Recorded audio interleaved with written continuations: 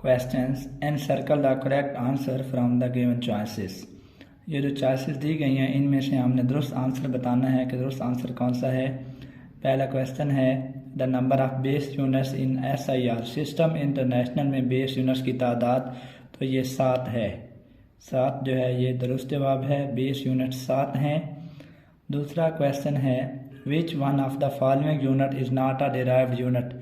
ये यूनिट्स दिए गए हैं इनमें से कौन सा यूनिट जो है वो डिराइव्ड यूनिट नहीं है। तो हम जानते हैं पास्कल प्रेशर का यूनिट है, ये डिराइव्ड यूनिट है। किलोग्राम जो है ये डिराइव्ड नहीं है, ये बेस यूनिट है। न्यूटन भी डिराइव्ड यूनिट है, वाट भी डिराइव्ड यूनिट है।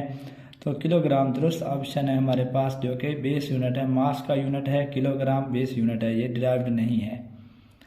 Amount of a substance in terms of numbers is measured in, किसी भी चीज़ की मिकदार तादाद में मेजर की जाती है। किस में मेजर करते हैं? तादाद में। ग्राम में नहीं कर सकते, किलोग्राम में नहीं की जाती, न्यूटन में नहीं की जाती, मोल में की जाती है। किसी भी सब्सटेंस की तादाद जो कि नंबर यानी तादाद में हम मेजर कर सकते हैं वो मोल है। तो दुरुस्त ऑप्शन है mole. An interval of 200 microsecond is equivalent to, 200 microsecond का इंटरवल किसके बराबर होता है? तो इसको हम सॉल्व कर लेते हैं। 200 ज़रब म्यू जो है वो 10 की ताकत -6 के बराबर होता है, सेकंड आ जाएगा। तो ये बन जाएगा 2 ज़रब 10 की ताकत -6, और ये अगर मैं यहाँ पे इशारिया लगा दूँ, इसको साइंटिफिक नोटेशन में लिखूँ तो ये 10 की ताकत 2 आ जाएगा और -6 सेकंड। तो ये बन जाएगा 2 ज़रब 10 की ताकत 2 -6 -4 आ जाएगा, 2 ज़रब 10 की ताकत -4 सेकंड। इसका दुरुस्त जवाब तो ये बनेगा सी ऑप्शन, इसका दुरुस्त है। पांचवा क्वेश्चन है which one of the following is the smallest quantity. ये जो सारी क्वांटिटीज़ दी हुई हैं इनमें सबसे छोटी मिकदार कौन सी है? सबसे स्मॉलेस्ट क्वांटिटी बतानी है। 0.01 ग्राम है, 2 मिलीग्राम है। तो 2 मिलीग्राम को अगर मैं लिखूं तो 1 ग्राम के अंदर 1000 ग्राम होते हैं। तो 2 को 1000 पे तकसीम किया, 2/1000 ये ग्राम बन जाएंगे। और अगर मैं इसको मज़ीद हल करूं तो ये बनते हैं 0.002 ग्राम। तो यहाँ पे 0.01 ग्राम है, ये 0.002 ग्राम। तो ये 2 मिलीग्राम कम है 0.01 ग्राम से। सी आ जाता है, सी में 100 माइक्रोग्राम है। तो ये बनते हैं 100 10 की ताकत 2 बनेगा, माइक्रो 10 की ताकत -6 होता है ग्राम। तो ये बन जाते हैं 10 की ताकत -3, 10 की ताकत 2 जमा करेंगे तो 10 की ताकत -4 ग्राम ये बनते हैं। और डी में अगर हम देखें तो ये 5000 नैनोग्राम है। इसको अगर मैं हल करूं 5 ज़रब 1000 है तो 10 की ताकत 3 बन जाएगा। नैनो का मतलब होता है 10 की ताकत -9। तो -9 ग्राम, -10 की ताकत -2 है, 10 की ताकत 3, तो 10 की ताकत -6 आ जाएगा। 5 ज़रब 10 की ताकत -6, तो ये बन जाएंगे ग्राम। तो ये बनते हैं 5 माइक्रोग्राम। तो यहाँ से हम देख सकते हैं कि 5000 नैनोग्राम सबसे छोटी क्वांटिटी है, क्योंकि ये बराबर आ रही है 5 माइक्रोग्राम के। तो माइक्रो छोटा है, यहाँ पे माइक्रो दिए हुए तो हैं, लेकिन जब हम इसको मज़ीद हल करते हैं तो ये 10 की ताकत -4 है, जो कि माइक्रो के मुकाबले में बड़ी क्वांटिटी है। छठा सवाल है which instrument is most suitable to measure the internal diameter of a test tube. किसी भी टेस्ट ट्यूब का अगर हमने इंटरनल डायामीटर मालूम करना है तो इसके लिए सबसे मौजूद जो इंस्ट्रूमेंट है वो कौन सा रहेगा? इंटरनल डायामीटर को मालूम करने के लिए मीटर रूल है, वर्नियर कैलिपर है, मेजरिंग टेप है और स्क्रू गेज है। तो अगर हमने किसी टेस्ट ट्यूब का इंटरनल डायामीटर मालूम करना है तो उससे जो बेहतरीन या मौजूद इंस्ट्रूमेंट है वो स्क्रू गेज है, क्योंकि जो स्क्रू गेज होता है ये पैमाइश वर्नियर कैलिपर के मुकाबले में भी ज़्यादा बेहतरीन तरीके से कर सकता है। तो इसका ऑप्शन दुरुस्त डी आ जाएगा।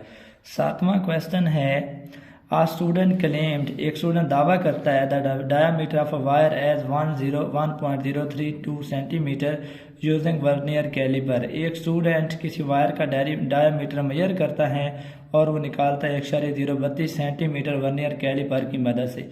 Up to what extent do you agree with it, हम किस हद तक उससे एग्री करते हैं? तो वर्नियर कैलिपर से जब भी हम कोई पैमाइश करते हैं तो वर्नियर कैलिपर की जो पैमाइश है वो इशारे के बाद जस्ट 1 इंच तक, सेंटीमीटर में 1 इंच तक दुरुस्त होती है, उससे आगे वो दुरुस्त पैमाइश नहीं कर सकता। तो ये सेंटीमीटर में अगर वर्नियर कैलिपर की पैमाइश करें तो इशारे के बाद 1 इंच तक, 1 डिजिट तक दुरुस्त होती हैं, और अगर स्क्रू गेज से करें तो सेंटीमीटर में 2 इंच तक दुरुस्त होती हैं, और वर्नियर कैलिपर की मदद से अगर हम पैमाइश करें मिलीमीटर में तो इशारे के बाद 2 डिजिट दुरुस्त होते हैं। तो यहाँ चूँकि सेंटीमीटर में पैमाइश की गई है, लिहाजा इशारे के बाद जस्ट 1 जो फिगर है वो दुरुस्त होगा, तो हम उसके साथ एग्री कर सकते हैं। सिर्फ बी तक 1.0 सेंटीमीटर उसकी जो पैमाइश है,